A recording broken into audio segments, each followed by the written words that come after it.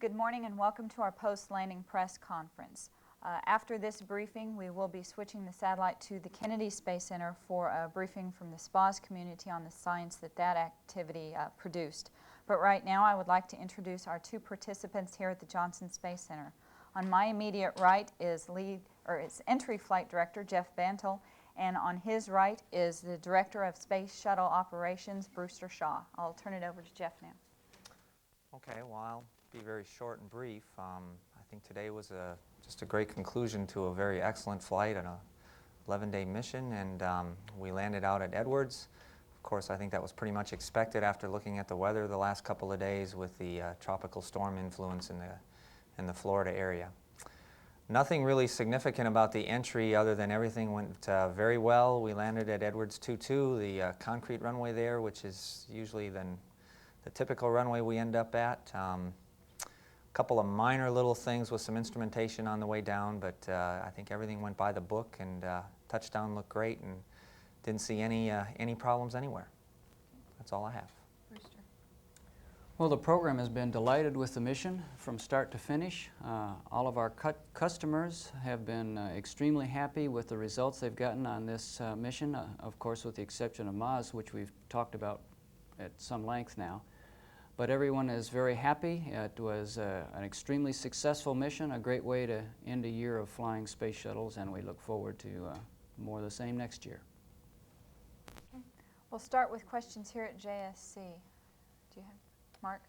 This is Mark Hero of the Houston Chronicle. For Colonel Shaw, is there, as we look ahead to the start of the year, is there anything out there right now regarding the next flight with the Mir rendezvous that looks to be an obstacle or roadblock, or is it just kind of a matter of sitting back now and handling this one as you've done the others?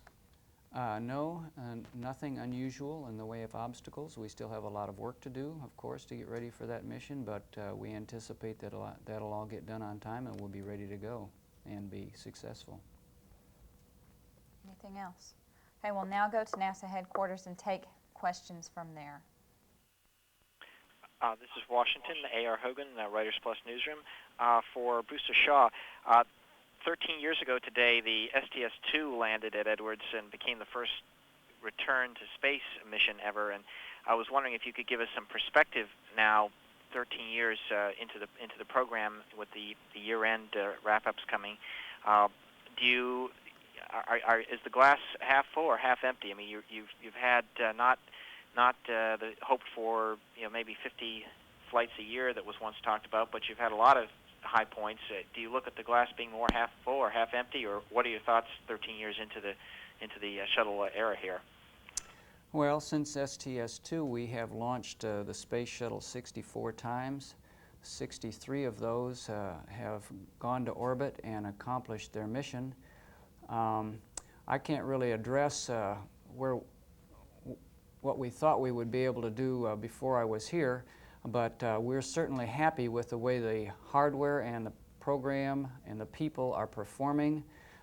We have, every time we've gone to orbit, we have been successful in accomplishing nearly everything we set out to accomplish, with a couple of minor exceptions.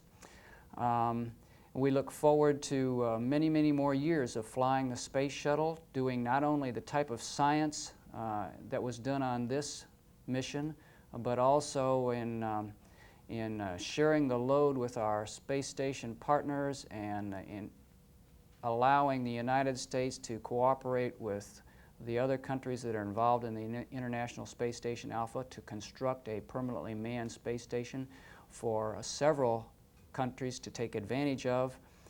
We have a lot of work ahead of us, and we've only begun to fight. The last question from Washington. Do you think that this trio of green missions will perhaps enlighten some of the folks in the environmental community as to the value of using space as part of this mission to planet Earth? There is certainly a hostility in some elements of the environmental community. Do you think this successful trio of missions will perhaps diffuse and get some of those folks more enthusiastic about more use of space to help the environment? I would guess that people will come to realize the value of being able to use space assets to help us evaluate our environment and learn how to take better care of it. It's only one part, of course, of the methods that we will have in order to learn more about the environment, but I think it's an important part, and I hope that everyone will use the data available through the space program along with the data that's available from other sources to do the job and make the future brighter for all of us. Okay, that's all the questions we have from NASA headquarters. We'll now be switching to the Kennedy Space Center to take questions from there.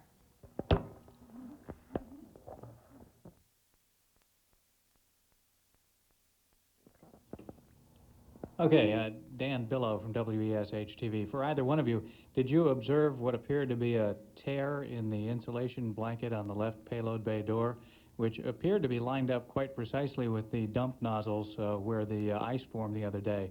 Is that anything that, well, first of all, did you observe it? Does it give you pause at all? Did you expect to see anything like that? First of all, yes, we did observe it. One would have to assume with the data available now that those two events are somehow related, and that probably will prove to be the case.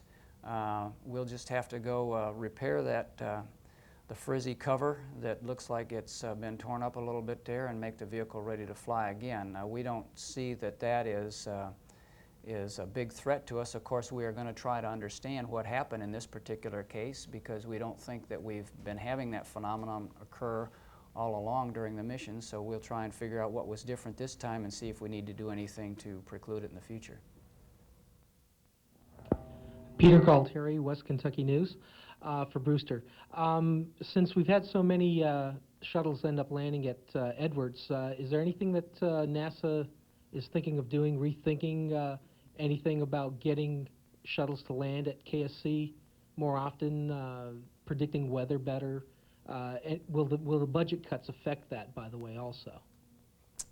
Well, of course, our target landing site is usually the Kennedy Space Center for obvious reasons. We have had occasions when we plan to land at Edwards to support particular science objectives. However, we do generally try to land in Florida because that saves us the most time and costs the least for the taxpayer to turn the vehicle around. It also saves the risk in hauling the vehicle back across the country.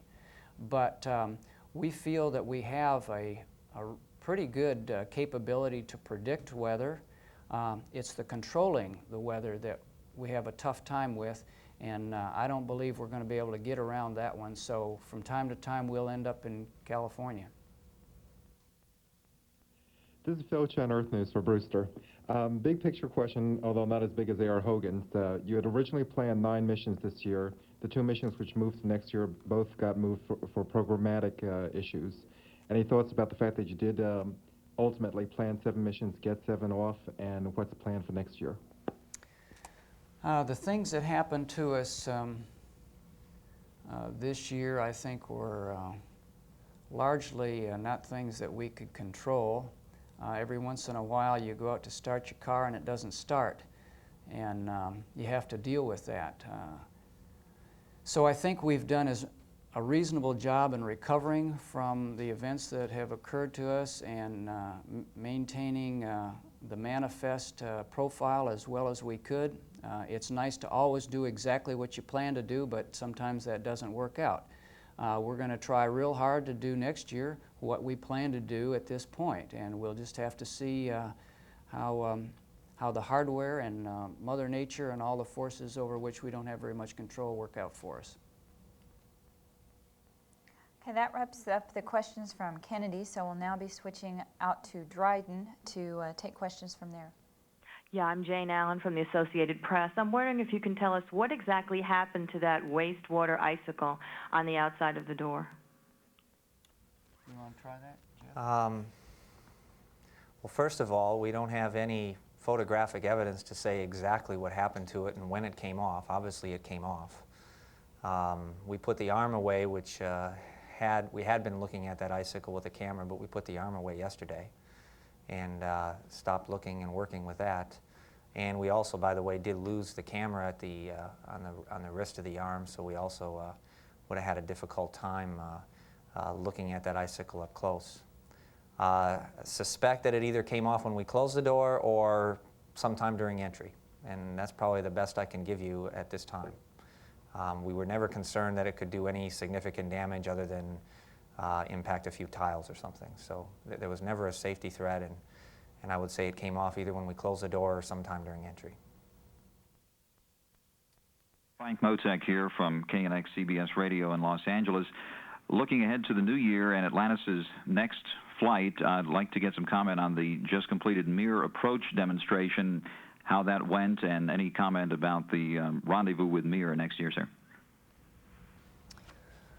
Well, the rendezvous with the Krista Spas was used the same type of profile that we plan to use on the majority of the rendezvous with the Mir, and it went very well. Everyone was very pleased with the fuel usage, the controllability, the predictability of the rendezvous. I think we got there within, what, 8 seconds or so of predicted, and that's, when you're working celestial mechanics, that's pretty good. So that worked out well for us, and we anticipate that that technique will work very well when we utilize it to rendezvous and dock to the Mir space station. This is Jane Allen again from the AP. I just want to check on one minor thing. We had heard that some type of material may have flown off at the very end of the mission today as the chute opened. Can that be confirmed? I mean, we normally lose the door when we blow the chute out, so that's, you know, that's typical, and that happens every flight. If you go back and look at every flight, I don't have anything unusual that came off the vehicle at that time. And that's all the questions we have, so we will close this briefing and now switch the satellite to